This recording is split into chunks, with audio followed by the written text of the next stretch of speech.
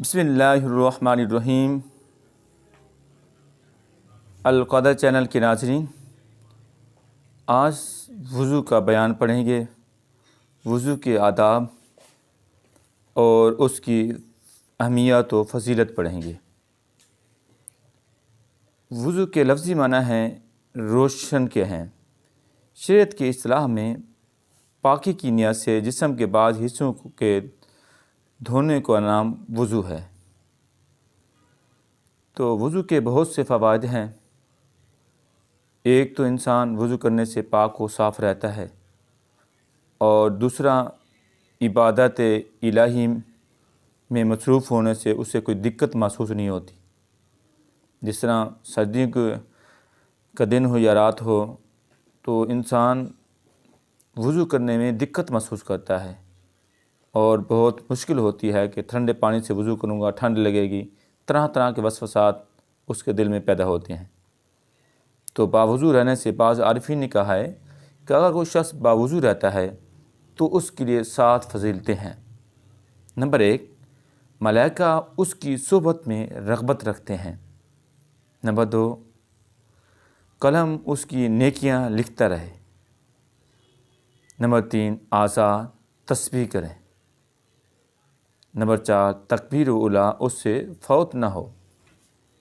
5، جب سوئے تو اللہ اس کی حفاظت کے لیے فرشتے بھیجے، جن و انس کے شر سے اس کی حفاظت کرے۔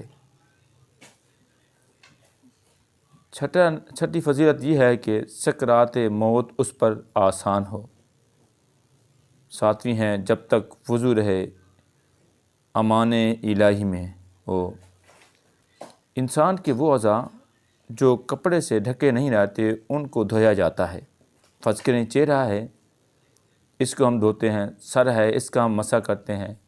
بعض اوقات لوگ کونی تک بازو چھوڑ دیتے ہیں تو اس کو ہم دھوتے ہیں، اور پاؤں دھوتے ہیں۔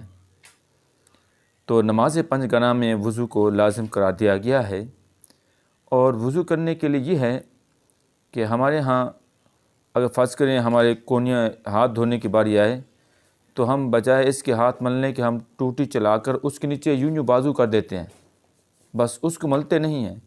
کچھ جگہ گیلی کچھ خشک رہے گی۔ اور اس طرح پاؤں کے بارے میں دیکھا ہے، اکثر دیکھنے میں آتا ہے کہ لوگ ٹوٹی چلا کر اس کے نیچے پاؤں بس ایسے ڈالتے ہیں پھر نکال لیتے ہیں۔ تو اس طرح نہیں ہونا چاہیے۔ ایک تو ہاتھ اور پاؤں کی انگلی کا خلال کرنا مستحب ہے، اس مستحب سے کہ دوسرا یہ ہے کہ اگر آپ کا وضو نہیں ہوگا، جب وضو نہیں ہوگا تو پھر نماز نہیں ہوگی، جب نماز نہیں ہوگی تو پھر آپ کا یہ تقدو کرنا، کوشش کرنا بے معنی ہوگا۔ تو ایک مرتبہ آقا کریم صلی اللہ علیہ وسلم کی بارگاہ میں ایک صحابی رسول صلی اللہ علیہ وسلم حاضر ہوئے۔ عرض کی، یا رسول اللہ صلی اللہ علیہ وسلم، غربت و افلاس کی وجہ سے مرا ہوا ہوں، کوئی عمل بتائیے جس کی وجہ سے اس غربت اور افلاس سے چھٹکارا حاصل ہو۔ تو آقا کریم صلی اللہ علیہ وسلم نے فرمایا، باوضو رہا کرو، دولت، فراوانی، رزق میں وسعت پیدا ہوگی۔ میں اور آپ رزق تلاش کرنے کے طرح طرح کے طریقے ڈھونڈتے ہیں، تو اگر ہم باوضو رہیں گے تو ہمارے رزق میں بھی وسعت ہوگی۔ وضو نماز کے لیے فرض ہے، وضو کے بغیر نماز نہیں ہوتی۔ اللہ رب العزت نے قرآن مجید فرقان حمید سورۃ المائدہ کی آیت نمبر 6 میں نماز سے پہلے وضو کرنے کا حکم بھی دیا ہے، اور وضو کرنے کا طریقہ بھی نازل فرمایا ہے۔ اسلام کی ساری عبادتوں میں افضل ترین عبادت نماز ہے، اور نماز ادا کرنے سے پہلے وضو کرنا فرض ہے۔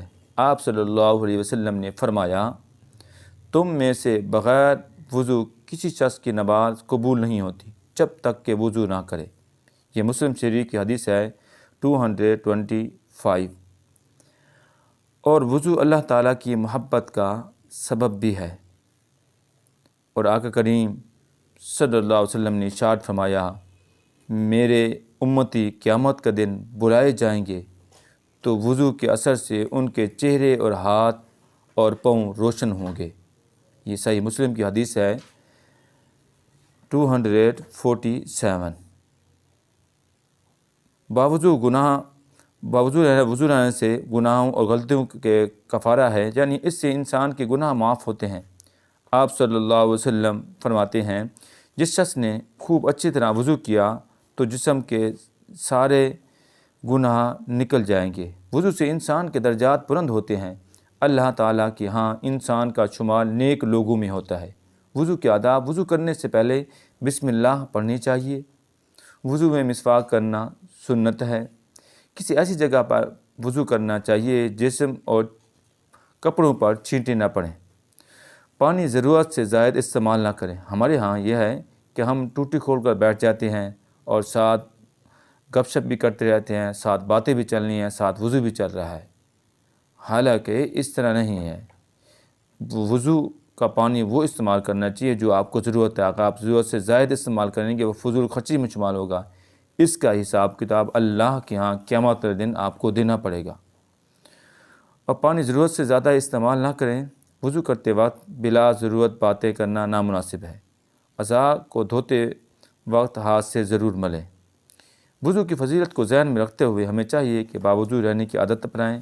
اس سے نہ صرف ہماری جسمانی صحت پر نہایت اچھے اثرات مرتب ہوں گے بلکہ اس کے ساتھ بے شمار فضائل اور برکتیں بھی نازل ہوں گی۔ اس لیے ہمیں چاہیے کہ باوضو رہنے کی کوشش کریں۔ اسی میں اللہ تعالیٰ اور اس کے رسول صلی اللہ علیہ وسلم کی رضا ہے اور ہمارے لیے بھی دنیا و آخرت کی بھلائی ہے۔